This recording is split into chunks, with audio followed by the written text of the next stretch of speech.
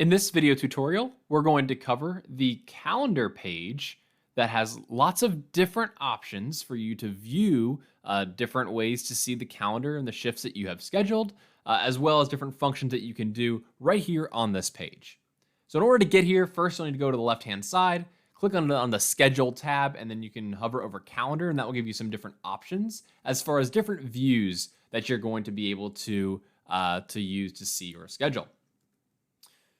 We're going to go over using the by employee week section, but if you ever wanted to change and view a different view, there are other options here, such as by employee day, which will list it by day as opposed to by week, and still ordering the shifts by employee in the left-hand side alphabetically.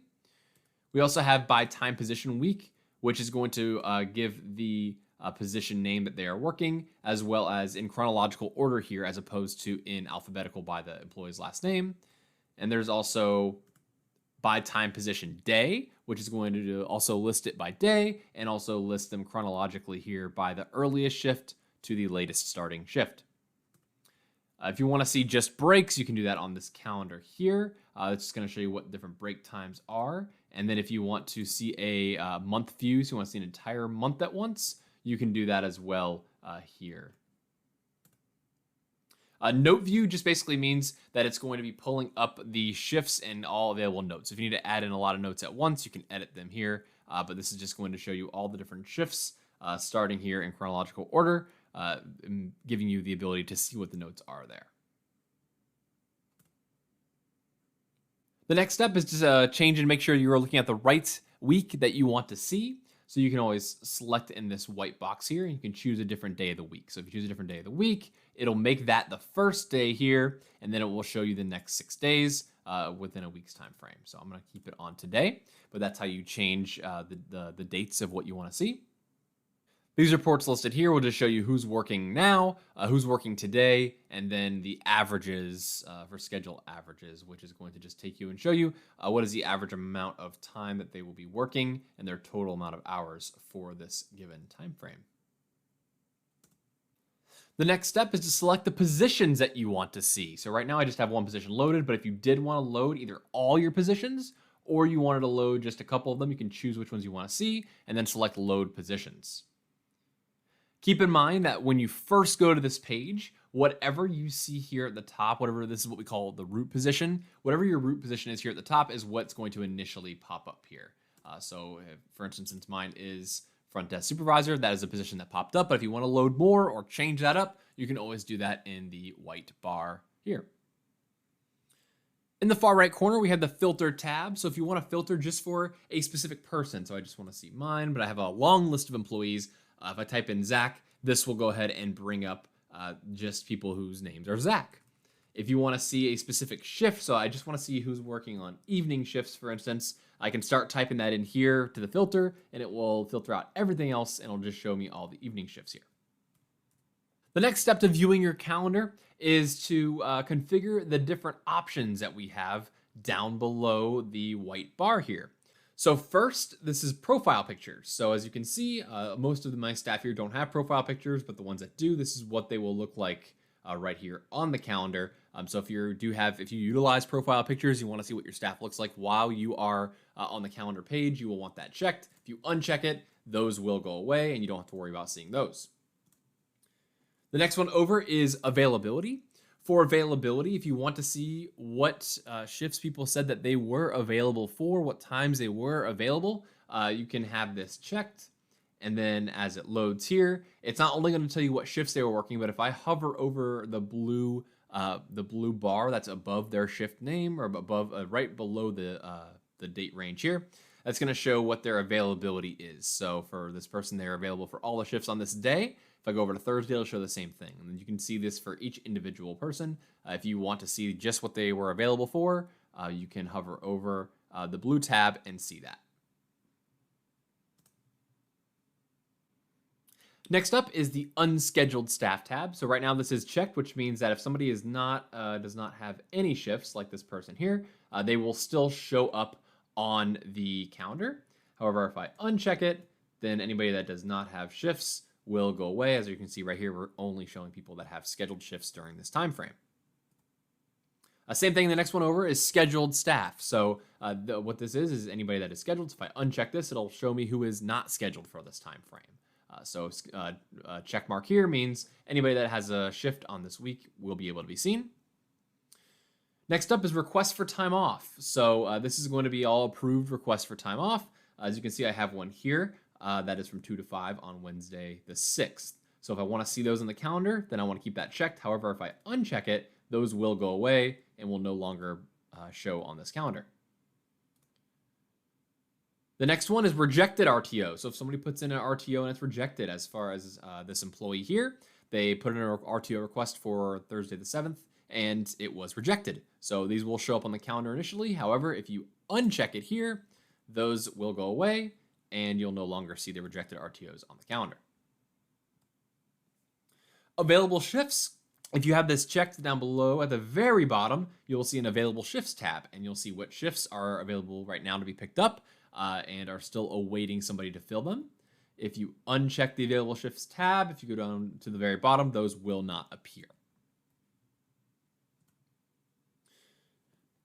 Next up is hours. So if you have this checked, it's going to calculate the total amount of hours and also give you what their max hours are for the specific position, as well as their global maxes. So right now it's unchecked. However, if I check it, you will see a box appears next to underneath each individual's name. So for this given week, it's going to show me a bunch of different values. So the first one is S, which is how many shifts are they currently, how many hours are they currently working? So this is right now, this is 16 for this person. We have 12 here for the one down below. T is tasks. So if you are using tasks to schedule people, which you can see how to do that over on our support site, support.subup.com. If you are using tasks, then it will tell you how many hours worth of tasks that they have set up on this given week. The M means the positional max. So I'm specifically right now in front desk supervisor, and it's going to tell me how many hours, maximum hours can I work in this position. And then the last one is G, which is your global max. So this is out of all the positions that these people can work, what is the total amount of hours that they can work across all their positions.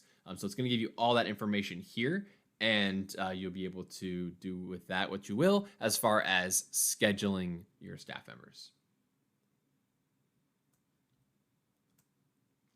Next up, we have shift cost.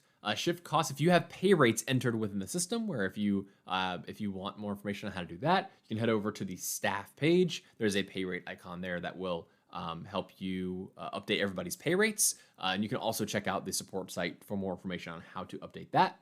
But if you do have that set up, you can check this box and it will actually tell you how much that the shift is costing, how much this employee will be making for each individual shift. It'll also show you at the top what's the total amount of costs that the shifts that are currently scheduled will be. At the very top, it'll sum that all up for you. So this is especially helpful if you are doing budgeting and planning for future weeks. Task costs, if you do have tasks and you have costs associated with those, if you check these, you will be able to see task cost. I do not have any tasks listed on this calendar here, but if you do use tasks, it works exactly the same way as the shift cost. It's going to come up with the total amount right above the actual task. And for breaks, so for the breaks part of it, you'll see here I have a shift that has a break. If there's a coffee cup in the top right corner, this means that this shift has a break associated with it. It could be a paid break or an unpaid break. And if you hover over the coffee cup, or just you can see right underneath the actual shift time, it will tell you what their breaks are and if they are paid or unpaid. Next up, we have the 4 different options here. We have publish, delete shifts, copy and paste shifts, group consolidate shifts, and manage breaks. And for more information on how to use all 4 of these functions, definitely head to our support site, support.subup.com, and you'll be able to gather more information about how to use these 4 items. Over here on the right, we're going to have a generate schedule icon. So if you are looking to generate a schedule and with the availability that you've already collected, you can do that here. If you want more information on how to generate schedule and the different ways to do that, you can go over to the left-hand side and click on generate schedules and for more information, as well as seeing our support site, support.subup.com. If you want to create a new shift, there's a couple different ways to do that. The first is the green create shift button that is on the far right of your screen. You can also, if you want to add a shift for a specific person, you can hover over on the specific day that you want to add a shift and horizontally over from that specific person you want to add it for.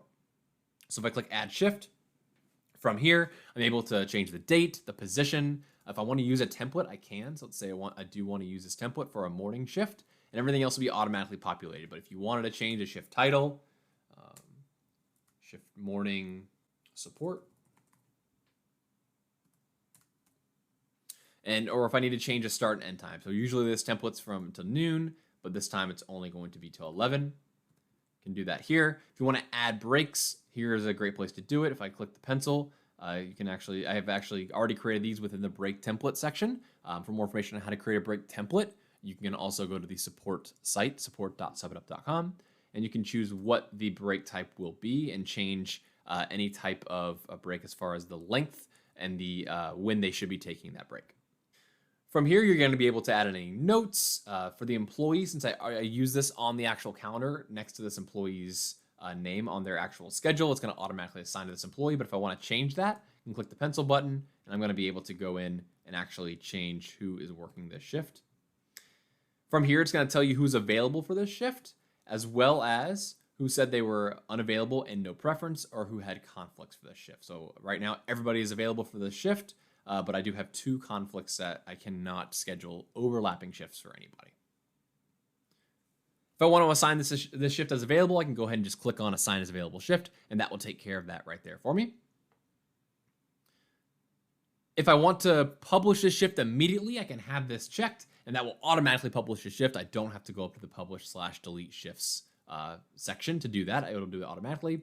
And then do you want an email to go out to this individual person, letting them know that they do have a shift that is a new shift. So if I have that checked, they will receive that email as well.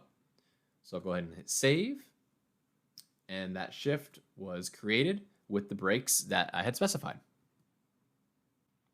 On the actual calendar, if you hover over any given shift, you will see some options here down underneath them. I'm going to go through each one by one. The first one to the left is post. Now, what this basically means is you are going to be taking this shift. You're going to be taking this shift out of being assigned to this person. So Jeff is currently scheduled to work this shift. If I select this shift is now going to become available. You can hit this button, and it will just automatically make that shift available for anybody else now to go pick up. It doesn't delete the shift. It just posts it as available. If you want to see shift history, so if I click on shift history, it'll show where the shift was created. If there was any changes as far as adds, drops, or swaps, you'll be able to see that as well. Let's see, I think I have one down here that it will show you that the shift was assigned and then it was changed by the manager. So it's going to give you a breakdown of who originally had this shift, when it changed hands, and if a manager did it, who did.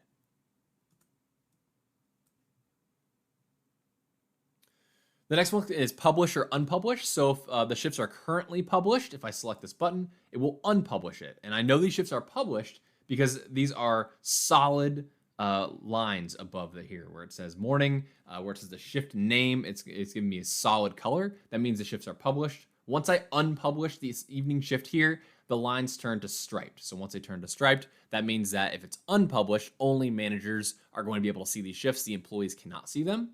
And if I select the check mark again, that will publish the shift, which means that the employees are able to see their schedule and they're able to see these shifts.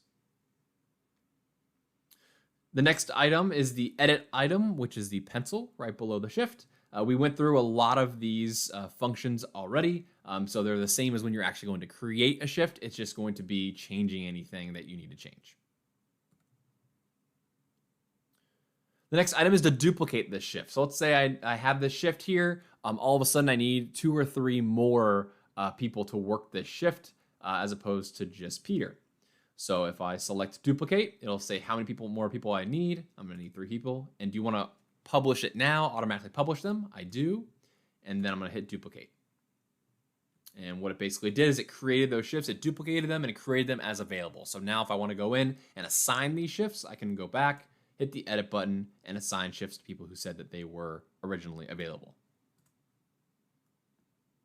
If you don't say that they assign shifts here, they will just go and become available shifts for your staff to pick up. Lastly, the red X here is deletion. So this is going to delete the shift. It's not going to make it available for anybody else. It's just going to completely wipe the shift off the board. So I'm clicking the X. This is, do you want to notify this employee? So do you want to send them an automated email letting them know the shift was deleted?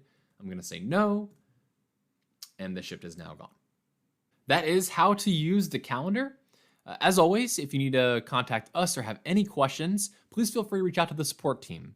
You can email us, support@subitup.com, or give us a call at 617-401-8733.